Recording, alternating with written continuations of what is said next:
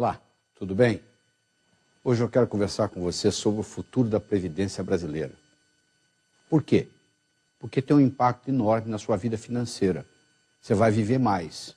Quero saber se você vai ter dinheiro para chegar lá. Muita gente conta com aposentadoria, não é verdade? Nós temos 89 milhões de brasileiros trabalhando hoje. Apenas 34 milhões, menos de 40%, pagam Previdência. Temos 21 milhões de aposentados. Temos 1,6 brasileiro para cada aposentado. Quando a aposentadoria começou, essa relação era 40:1. Hoje é 1,6:1. E se você tem menos de 30 anos, quando chegar a sua vez, provavelmente não vai ter aposentadoria. Porque o mundo está envelhecendo. Não só as pessoas estão ficando mais velhas, estão vivendo mais tempo. Antigamente a pessoa se aposentava aos 65, morria aos 67. Hoje ela se aposenta aos 65, não morre mais. Tá? Ela continua vivendo por muito tempo. Tem gente usando mais tempo a aposentadoria do que pagou por ela.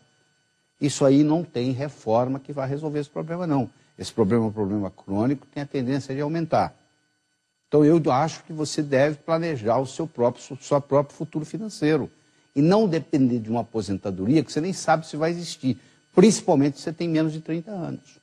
Então você tem que entender o conceito de abastança, que eu sei que é uma palavra nova no seu vocabulário.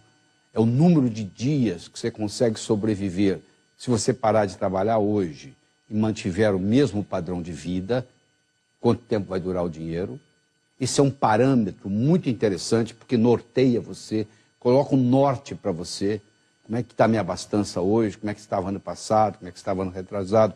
É um modo de você seguir, você monitorar se você está melhorando de vida, financeiramente falando.